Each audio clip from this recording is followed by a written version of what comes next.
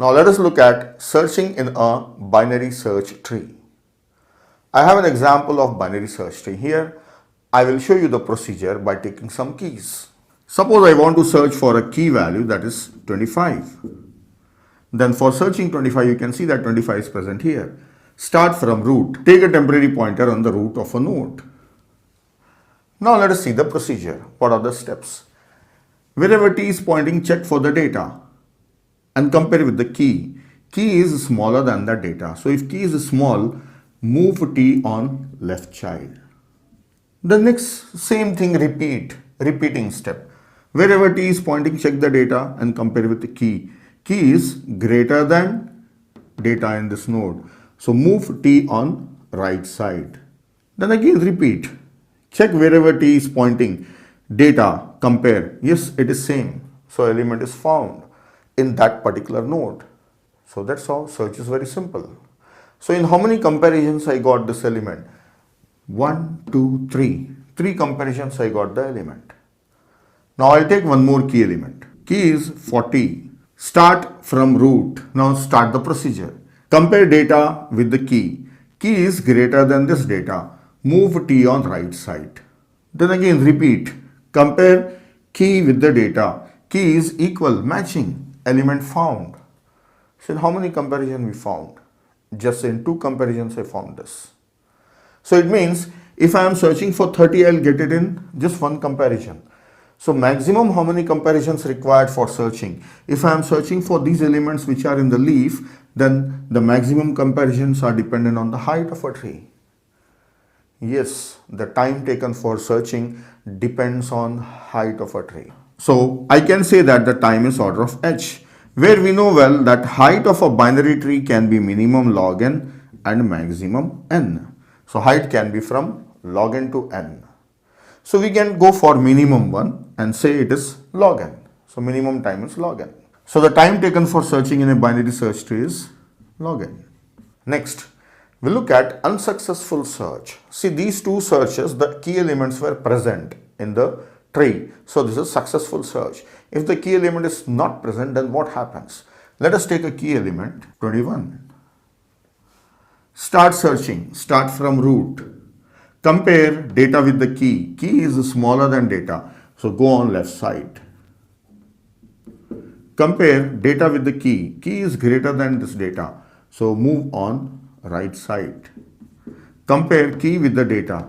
Key is smaller than this one. So move on the left side. T became null. On the left side of 25 it was null. So T became null. So we have reached the end of binary search tree. So it means the element is not found. Unsuccessful search. So in unsuccessful search also, maximum how many comparisons are done? 1, 2, 3. This is null, so we did not do anything. So maximum comparisons are equal to the height of a tree. So height, we assume that it is minimum, right? We don't assume that it is maximum. We assume it is minimum, so it is log n. Next, I will write down a recursive procedure for performing search in binary search tree. Function name is rsearch, recursive search, which takes pointer to a node, call it as t, and the key element that we want to search. What it will return, I will write at the end. Every time what we have to do, whether that t is null or not null. If it is not null, then we compare. If it is null, means element is not found, and we will stop. So first I will write down if t is null. I will write down failure condition first. If t is null, then return null, means element is not found. Otherwise what? Compare. If key is equal to t is data, if it is matching, then the key is found. Then return t. So it should return a pointer to a node in which that key is found. Else, if key is less than t is data, if it is on the left hand side, then perform search on the left subtree recursively. So it will call itself recursively rsearch by passing t's left child and key. This result will be returned. Otherwise, means it's not matching, it's not less, then definitely it is greater. So search in the right subtree, or search in right subtree. So this is a recursive function for searching in a binary search tree.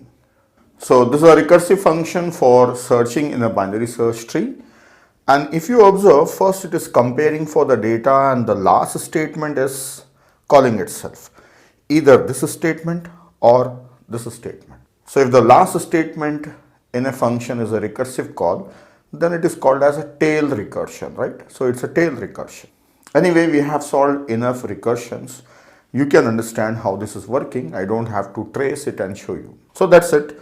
This takes log n time, that is equal to the height of a tree for searching. Now let us look at iterative function or iterative function, that is using loop. So search function which takes a pointer to a root node and the key that we want to search.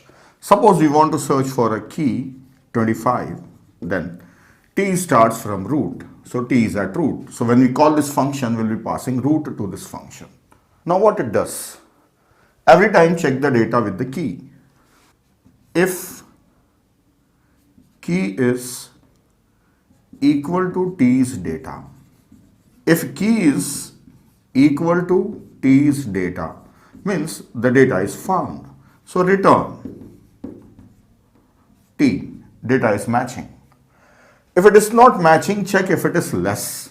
If it is not matching, check if it is less. If it is less, then go to left side. So else, if key is less than t's data, if so, then move t to left hand side. T will move on left hand side. See, our key is smaller, so it has to move on the left hand side. Otherwise, if the key is greater, then it has to move on the right hand side. In every step, it has to do these things. So else, move t upon right side. So I have already checked the condition for equal and less, otherwise it is greater. So this process I have to repeat. So this should come in a loop, while. Let me trace this once again for the key 25. T is pointing here, that is at root. Then first step, key is equal to data. Is it equal to data? No. Is it less? Key is less? Yes. Move t on left side. Then continue. Again check, is it matching with the data? This 20 and 25, they are not same. Is it less? Key is less, 25 is less than 20? No, greater. So move on the right hand side.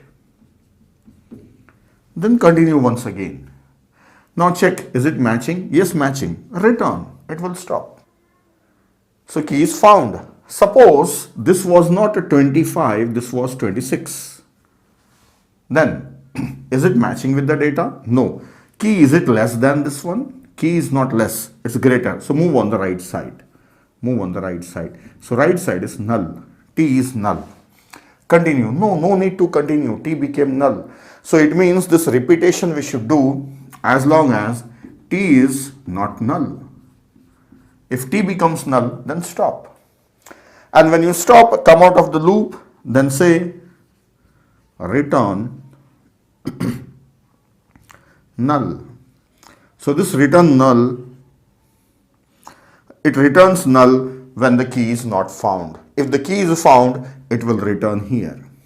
So that's all with the search process. So this is a so that's all. This is the iterative version of search. So that's all. This is the iterative version of search on a binary search tree. So search time already we have analyzed. So it is log n, height of a tree. So that's all. This is a search procedure for searching in a binary search tree, and it is iterative. Now one thing I would like to show you here, that we saw a recursive function. In a recursive function, it was a tail recursion. Now once we learned that when you convert a recursion into iteration, then you may need stack, right? But here we don't need any stack. This is implemented just using a loop. We don't need any stack. So always it's not required. And when it is a tail recursion, definitely you don't require. If a tail recursion is converted into loop, then you don't need stack. So that's it.